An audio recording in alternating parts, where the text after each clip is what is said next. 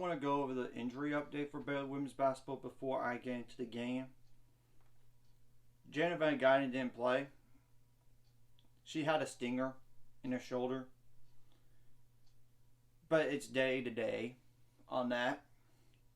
Erica Porter is going to get into some action soon, which is good. Kayla Bickle started rehab on her thumb. She's out a couple of weeks. And of course, Dre Edwards' situation is an eligibility thing. We'll have to wait and see on that. Hopefully, she's going to get cleared sooner rather than later, because she would start right away. And I would say this: Kaylin Bickle is one of the best post defenders on the team. Same goes for Erica Porter and Dre Edwards. They're really, really missing them right now. They are. So let's just try to find a way to get some of these players back before Maryland, which is November 20th. At least get Erica Porter back. I would for sure at this time don't expect Caitlin Bickle back for that game. We need Erica Porter back. We need Dre Edwards back. Get her cleared, hopefully by then. And Jen Van Guyden, just to have more. I know Jen Van Guyden's a guard and everything, but you need more depth than just 9 players. As for the game itself, the opposing team shot 36% from the field, 3 for 12 on 3, which is pretty good. 11 for 19 for free throws, so you don't want to allow them that many free throw attempts in the future. And there were questionable calls. But luckily it didn't result in a loss here. So, yeah, rebounded them 42-32. The opposing team had 11 assists, 4 steals, 5 blocks. They did you forced 21 turnovers though, which I know some of those were just crazy turnovers. I mean, throwing the ball out of bounds and nobody catching it.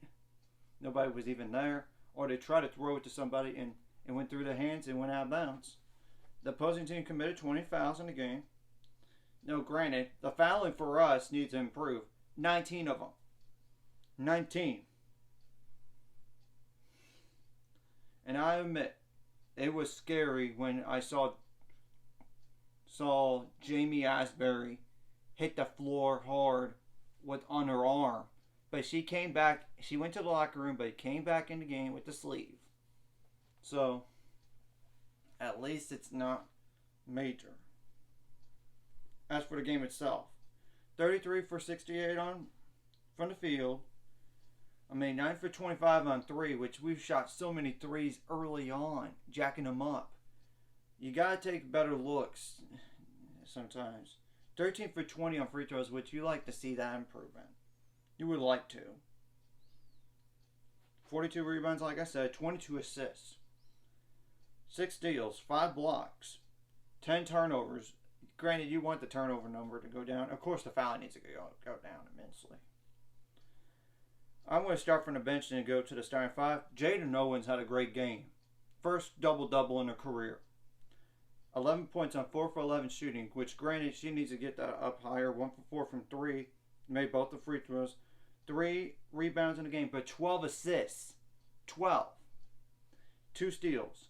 And 3 turnovers. That's a 4-to-1 ratio in terms of assist to turnover ratio. Granted, the turnovers need to be cut down. And 2 fouls. Bella Fontaloway, she looked good out there.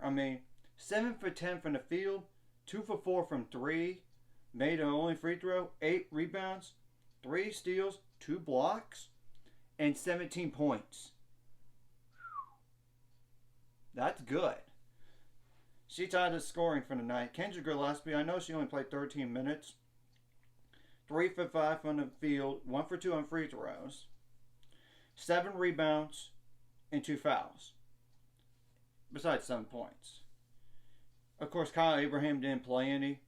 She only played 5 minutes. She didn't score. She did have a block, though, and 2 fouls. So, Jamie Asbury, she was 2 for 7 from the field, 2 for 6 from 3, with 6 points, 3 rebounds, 1 assist, and 2 fouls. Asia Blackwell, 17 points on 6 for 9 shooting, 1 2 4 2 on 3-pointers, 4 for 7 on free throws, which she needs to get that free throw. You got to make more free throws than that. You got to get better at free throws. If you're going to get to the line that much, I want to see 5 out of 7 or 6 out of 7. 7 out of 7 is not unrealistic. I'm just saying I would like to see closer to 100% as much as possible. Besides 100% period. 4 rebounds, 1 assist, 3 turnovers in the game, and 2 fouls. Sarah Andrews had 12 points on 4 for 10 shooting, 2 for 5 from 3, 2 for 3 on free throws, which I like to see guards make 100, close to 100% as possible. 2 for 3 is pretty, it's okay. It's just I would like to see guards make more free throws. Like, be really good at the line. 4 rebounds in the game, 5 assists, 1 turnover, 2 fouls. Darion Lopez-Bugs look good in this game. 11 points in the game on 5 for 10 shooting. 1 from 3 from free throws, which I like to see make more free throws. Because, in those close games, they do matter. They do. 7 rebounds, 1 assist, 1 steal, 1 block, and 1 turnover, besides 2 fouls. Kyrie and Ferreira had a better second half in terms of points. 7 points overall, 2 for 6 from the field, 1 for 4 on threes, 2 for 2 from the free throw line, 2 rebounds, 2 assists, 1 block, 2 turnovers, and 4 fouls. The fouling needs to go down immensely, especially when you don't have a lot of depth right now. You don't. It doesn't help at all. Well, luckily, one thing is better this year, unlike last year. You have more length at guard. Darion Lopez-Bugs is 6'1". Katarina Ferreira is 6 foot. I know Asia Blackwell is 5'11".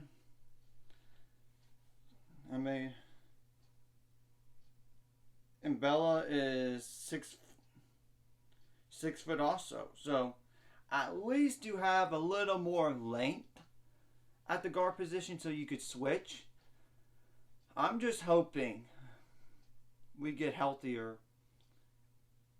And we do need to work on our ball pressure and our post defense. That's going to have to be an emphasis going to next game, which usually you see game 1 and game 2 improvements. So let's not overreact to this game. I know that it was a struggle in the game. It was. But you got to keep in mind the injuries and one player having eligibility issues. As of right now, we don't know whether or not she's going to get cleared. So hopefully we'll know something. And next game is against Incarnate Word. They went to the NCAA tournament last year on Thursday. So hopefully by then we're going to have to get healthy. Which I don't know if this game coming up we're going to have Jana back or not. But we'll see. And the thing is, you don't want to rush her back too quick. And same thing goes for Kaylin Bickle. Yes, you want her back. But I think the goal right now, have her back by December. Because you got to get some games in for her and some practices before conference play. Erica Porter hopefully is going to get back before that Maryland game. I hope so. Same thing goes for Jana. We need more depth. We need it. We really, really do. It's not... I'm not kidding yourself. We need more depth. And at least we're trying to get Bella and Darion Lopez-Bugs some minutes at the 4 spot if we need to.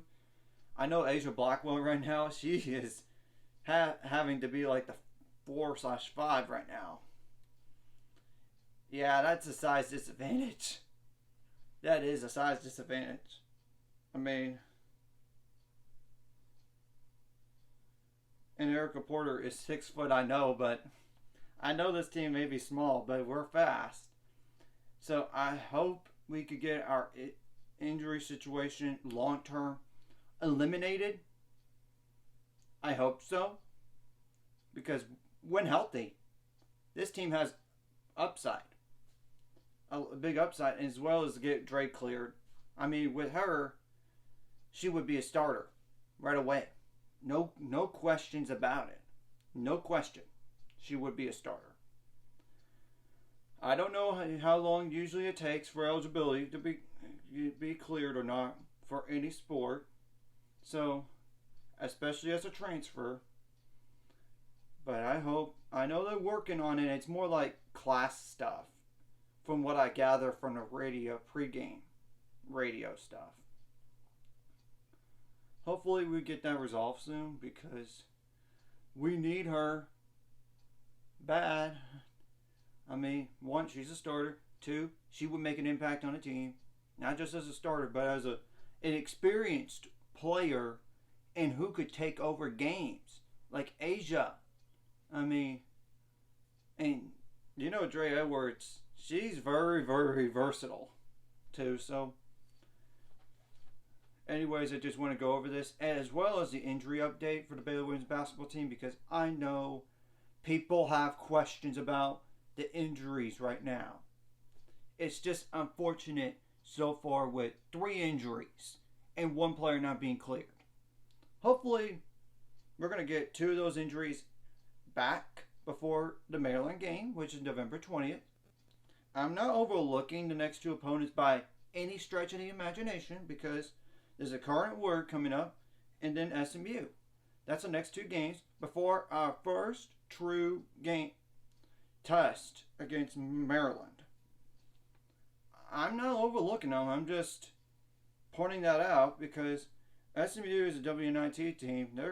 They were going up to be that last year, despite the sub 500 record. And their current word went to the NCAA tournament last year because they won their conference tournament. So, like and subscribe if you haven't already. That's going to be the 400 subscribers or more by the end of this year or sometime in the future. And hopefully there's going to be improvement. I guarantee that. And I'll put the description on the press conference below so y'all could see it because it is good stuff to listen to from not only from the player's perspective but the coaching perspective.